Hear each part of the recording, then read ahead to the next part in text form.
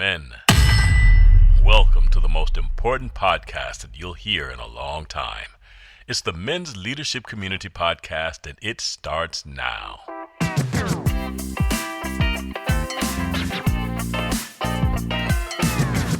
Well, we are unfortunately wrapping up another great series. I know this is bittersweet for you each and every time that we do it, Obie, because you enjoy what we're able to talk about with one another throughout these, but we are going to wrap up today.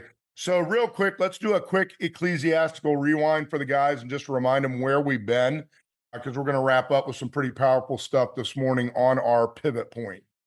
So you guys know that the King Solomon is the one that is the author or that wrote most of the book of Ecclesiastes. Ecclesiastes recalls himself, and again, here's my Speebrew. Is that what you call it, Andy? I love it. For those of you that weren't here at the beginning, we instead of Spanglish, we have found now a Speebrew. Thank you, Obie.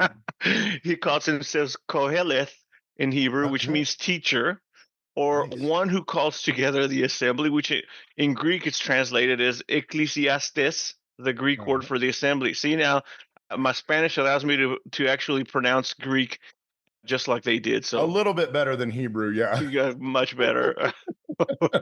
So this is King Solomon looking back from a later age, looking back behind him and looking to kind of taking inventory of the experience that he has as a leader and teacher between the horizons of birth and death. So he's reflecting on all the things that he's experienced. And let me tell you, he experienced a lot because he had a lot of moolah, is how we say in Spanish. And he got to experience life and a lot of opulence and pleasure that you and I will not know on this side of eternity. And came to a conclusion. Please, Andy. Yeah. Now, what I would say, though, about this right here that I think is so important is, he's taking stock of the world. He's looking back and he's between the horizons of birth and death. We have an MLC best practice where we do this at the end of every year called our Reflect and Project project. And that's basically what Solomon's doing. He's reflecting on what's gone on in the past. So we reflect on the year that's been, but then he's also looking forward to his life ahead with Yahweh. And we project into the year ahead. So there's a lot of really crossover with what we do with one of our 12 best practices with the Reflect and Project project. Yep. And finally, the book of Ecclesiastes emphasizes that life from our human perspective, our finite view apart from the grace of God, is empty and futile. That means that power, prestige, popularity, pleasure, all of those things that are worldly, that are made to bring much of ourselves, cannot fill the void outside of Christ. And that's probably the biggest and most important concept in the book of Ecclesiastes. Whenever he's saying meaningless, meaningless, meaningless, or vanity of vanities, or everything is a waving at the wind, he's talking about trying to live life apart from the grace of God in order to fill yourself, and all of it is meaningless then, all of it is futile. But here's the pivot point. Yep. In the midst of all of this, he discovers this pivot point that gives life true meaning. It kind of provides true hope and meaningful endeavors, as well as true contentment and fulfillment, apart from which nothing else can satisfy. Do you think that there might be some men out there that are struggling with finding true meaning, true purpose, true fulfillment and contentment in life, that are struggling with that and might benefit from being around another group of guys instead of trying to do life on your own, but with a brotherhood that can point us in the right direction of actually where we can find meaningful endeavors and true contentment, Obie? Yeah, I'm going to have to think about that one, and I'll definitely get back to you, but I'm going to say yes. Yes, yes, yes. You were making me a little bit nervous. So the book of Ecclesiastes emphasizes that life from the human perspective, lived in the grace of life, is a life that is abundant and should be lived to the full. And that is, if you notice that, it's in the grace of God, right? That's the key, because I think that's where the world misses the mark, And if you read, again, the book of Ecclesiastes outside of this right here, it can be a really dark dark and bleak Debbie Downer kind of reading. Well, and on Good Friday, we make the immediate, whenever you say in a life that is abundant and should be lived to the full, we make the immediate leap to Jesus on Good Friday in John 10:10. I've come to give you life and give it in abundance and fullness.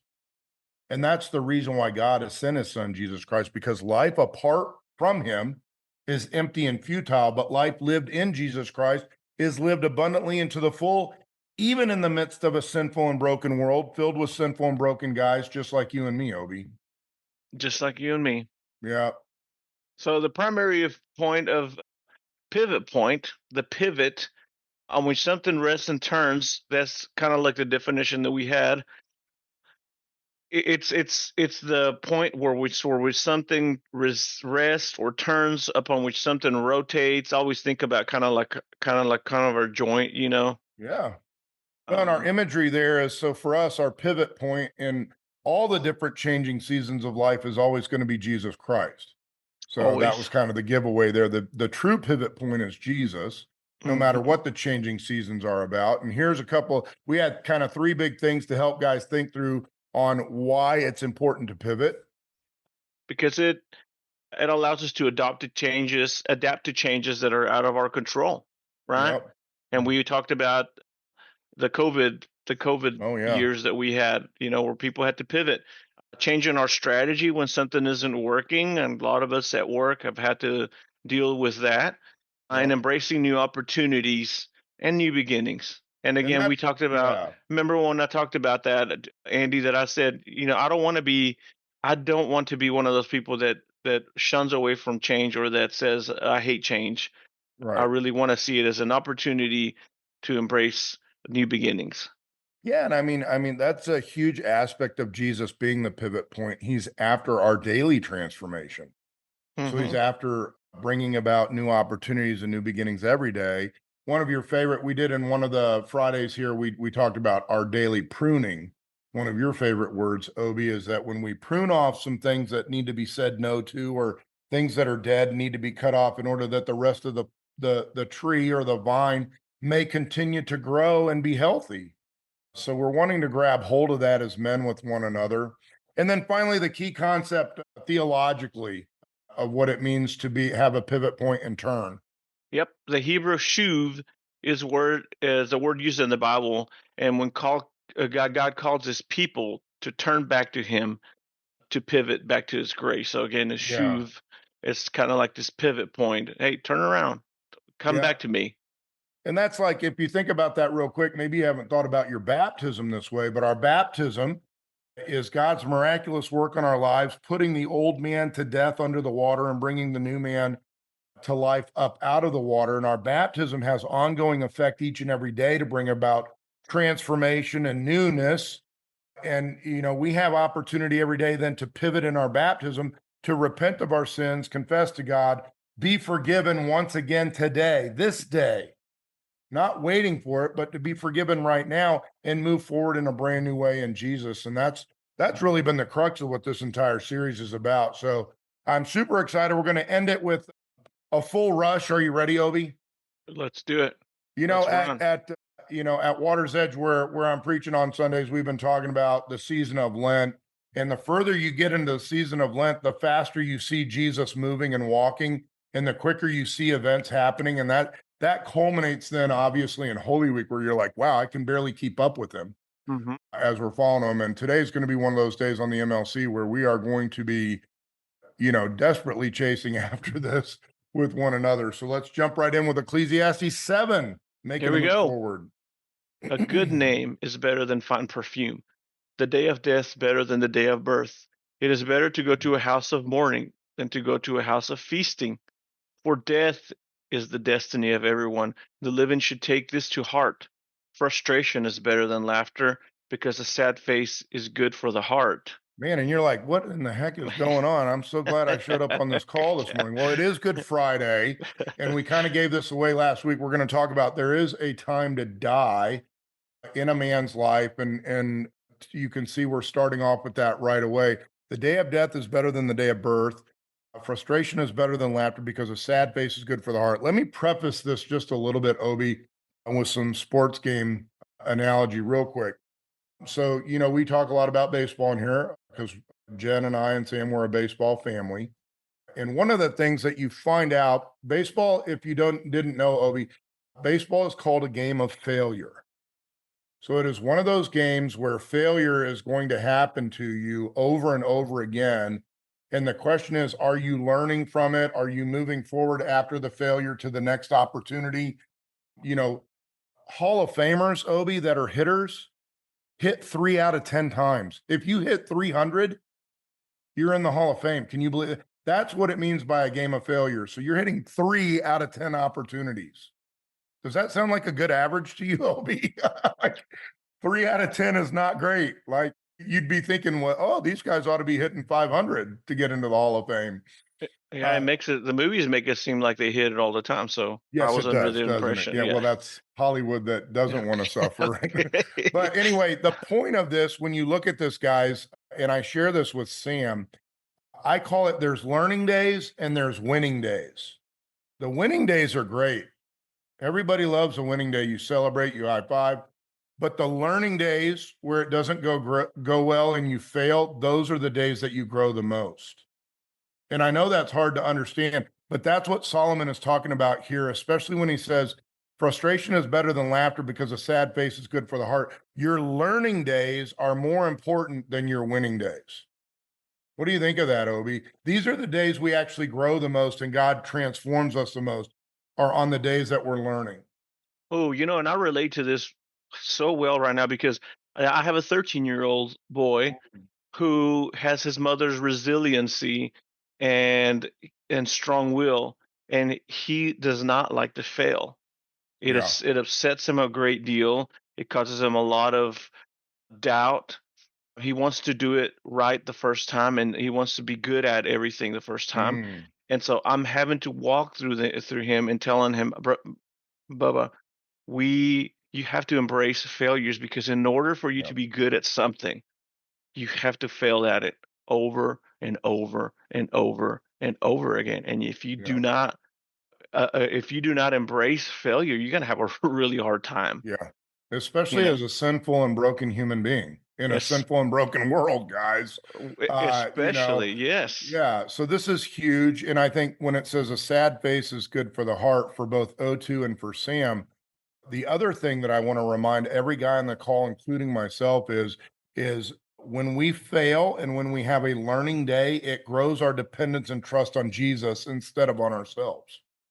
And that's Yep. what Solomon is talking about right here, which is pretty huge. So our learning days are huge. Go ahead, Obi. Keep moving Yep. forward. The heart of the wise is in the house of mourning,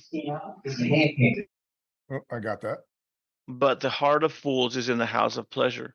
It is better to heed the rebuke of a wise person than to listen to the song of fools. Like the crackling of thorns under the pot, so is the laughter of fools. This too is meaningless. Yeah, and you've got to remember we had a couple of weeks ago we talked about, foolishness, right? And fools are the ones that refuse to learn.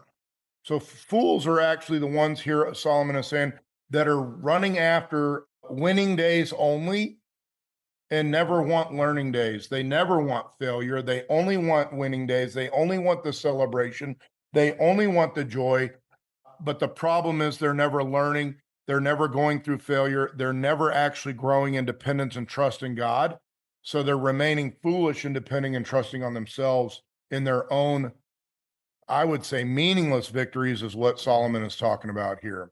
So we're going to do something a little bit different today. Throughout the series, we've had our pivot point based on probably a famous leader or somebody in the leadership realm or in the theological realm. Today, because it's Good Friday, our pivot point is going to actually be on Jesus himself and words that he shares with us. So the first one that we get, Obi, is we get from Jesus the importance of learning days, the importance of learning instead of always just winning on our own, but learning in him. Yep. Jesus replied, anyone who loves me will obey my teaching. My Father will love them, and we will come to them and make our home with them. Anyone who does not love me will not obey my teaching. These words you hear are not my own. They belong to the Father who sent me. And this is out of John 14, 23 to 27, if for those of you note takers. Yeah, and that's my really huge. pictures. Anyone who does not love me will not obey my teaching. That's the very definition now of what Solomon calls a fool, Mhm. is those that don't want to abide by Jesus's teaching, because Jesus's teaching brings about the transformation, the growth and dependence and trust on him instead of on ourselves. So finish it up here with these verses. This is pretty huge. All this I have spoken while still with you. But the Advocate, the Holy Spirit, whom the Father will send in my name, will teach you all things and will remind you of everything I have said to you.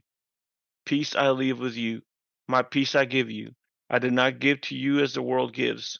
Do not let your hearts be troubled and do not be afraid. And let me ask you this, Obie. I think, talk about a pivot point. This is happening in the upper room on the night that Jesus transforms Passover into the Lord's Supper. I love that. He transforms when the angel of death passed over the houses that were painted in blood on the doorpost to now the God of life passing into you through his own body and blood. Isn't that an awesome transformation? It is a great So they're in transformation. the upper room. This is the night in which they've just had the Lord's Supper, and he's about to do what? He's about to go off to Good Friday, be crucified on the cross, and then rise again from the dead 3 days later. Do you think that the disciples are believing that they're going off to a winning day, or do you believe that they're going off into, look at what he says, don't let your hearts be troubled. He's talking about leaving them, Mhm. and he's talking about what he will bring them through their learning days. So this is about to be a difficult day for the disciples. Mhm. They're about to watch their beloved rabbi and teacher be taken into the hands of sinners and crucified on the cross.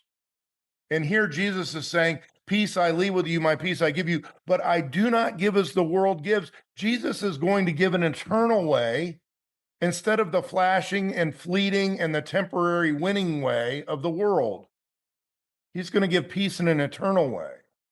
And that's really huge and really different for what's going on at this moment as he's about to say goodbye to the disciples. Yeah, and I think for them, it's especially we don't understand, with the way we live now, it's hard for us to understand their desire for Jesus to really make things right. Right. They were oppressed into poverty. They were taxed into poverty by a ruthless empire that ruled with an iron hand, right? And so they're tired. They're tired of being oppressed. They're tired of being captive. They're tired of it all. And here you are. They're watching this guy raise people from the dead, stop the storms, walk on water. I mean, that's a big deal for them. This is a big deal for them. And so their world is about to be turned upside down because now they're about to watch somebody whom they thought was going to overthrow the Roman government with an iron fist, just like the same way, kind of give it to them, get beat to death, and then Yeah. crucified. But instead, he's going to overthrow our three greatest enemies, sin, death, and the devil. Yep. Which one would you take? Can we do all the above, Can Andy? we do all the above?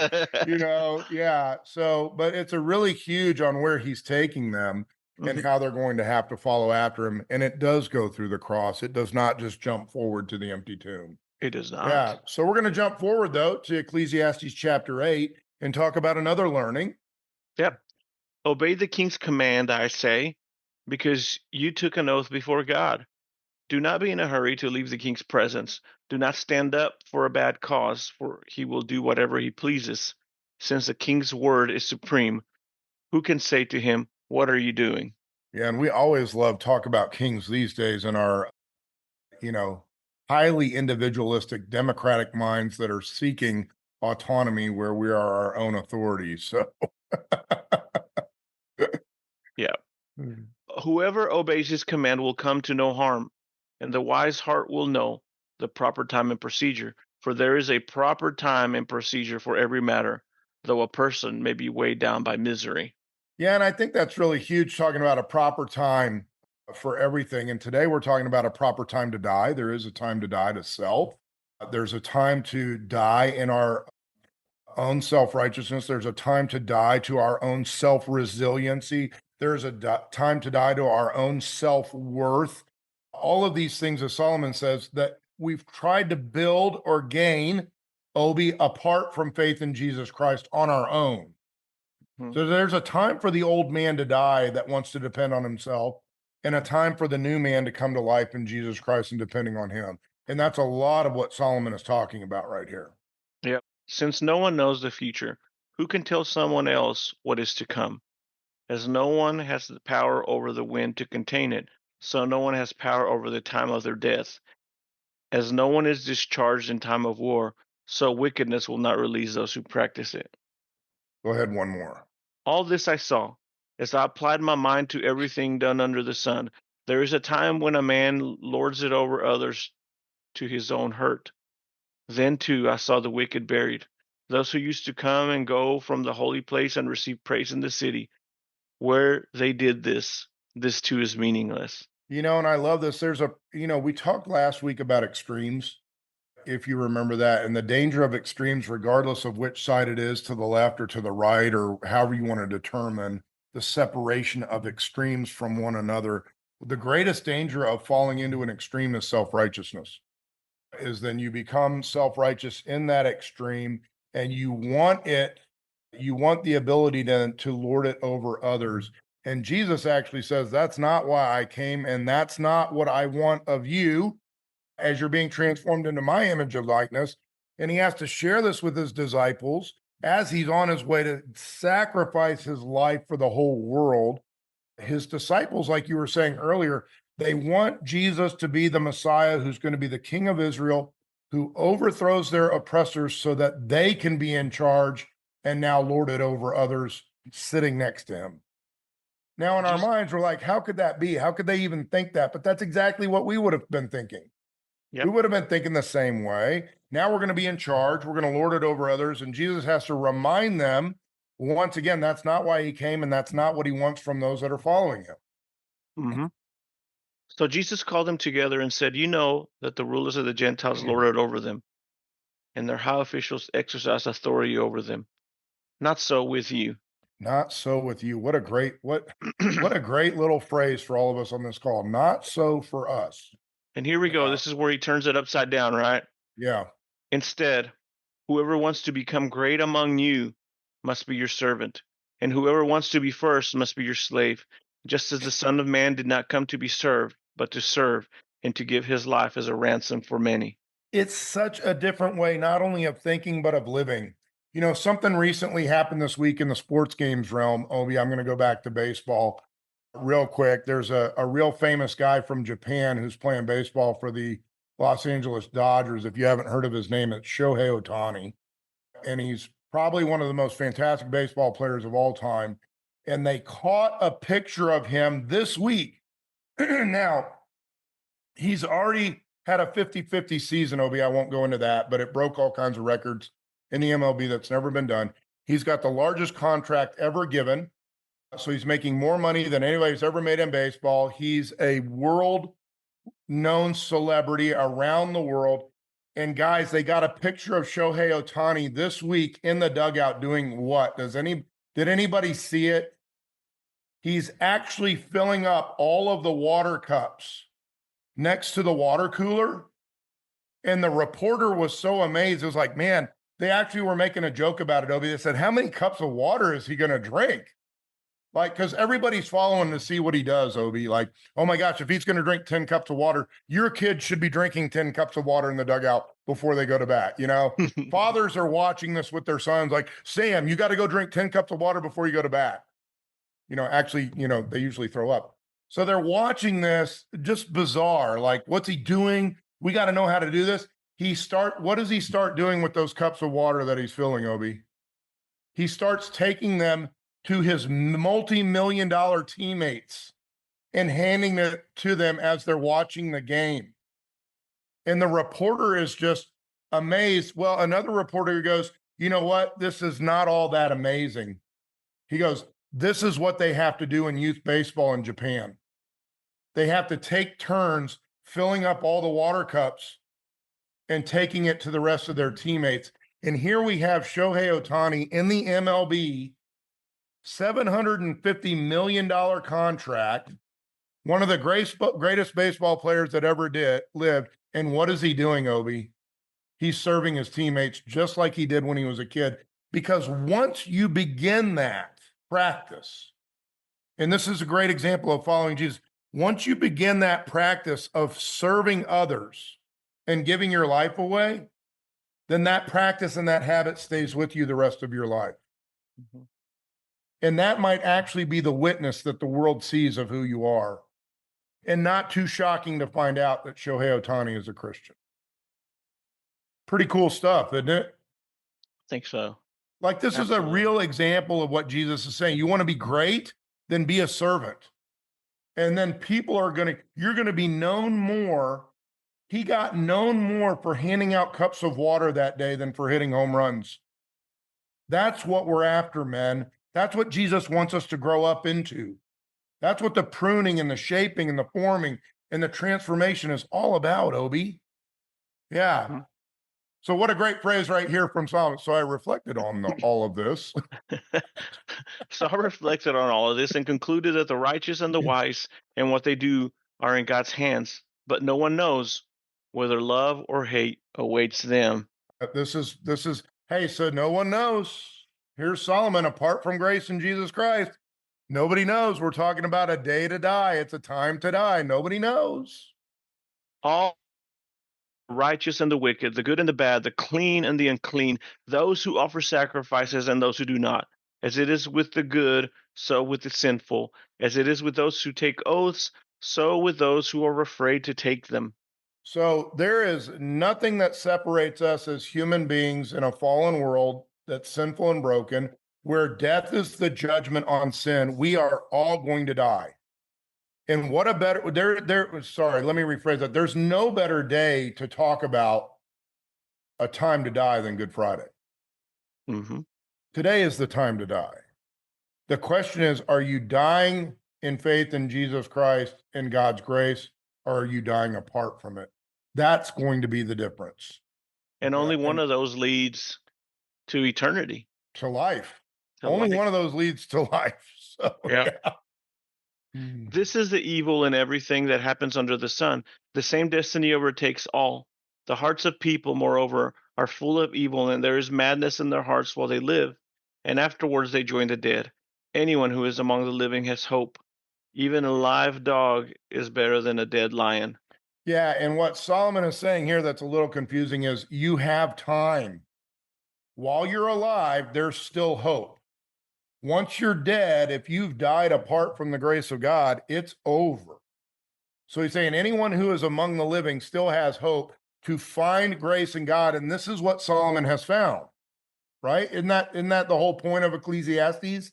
Is that he's now found that even in his death is he's going to have a good death because he has faith in the grace of God and he will live.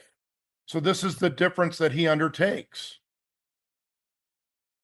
For the living know that they will die, but the dead know nothing. They have no further reward, and even their name is forgotten. Their love, their hate, and their jealousy have long since vanished. Never again will they have a part in anything that happens under the sun. Yeah, but the living will live on. I love this. Go ahead. I have seen something else under the sun. The race is not to the swift, or the battle to the strong, nor does food come to the wise, or wealth to the brilliant, or favor to the learned, but time and chance happen to them all. Man, so death is the destiny for all. The only difference is whether you die in God's grace or you do not. I'm sorry, there's a time to die, but the time to die is on Good Friday. The time to die is in God's grace through Jesus Christ. Moreover, no one knows when their hour will come, as fish are caught in a cruel net, or birds are taken in a snare, so people are trapped by evil times that fall unexpectedly upon them. Yeah, so don't let death fall unexpectedly on you.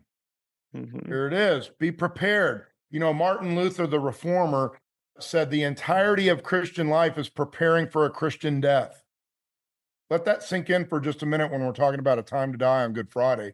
The entirety of the Christian life is aimed at a Christian death, which means dying in this life in faith in the Son of God, in God's grace, in order that you might live.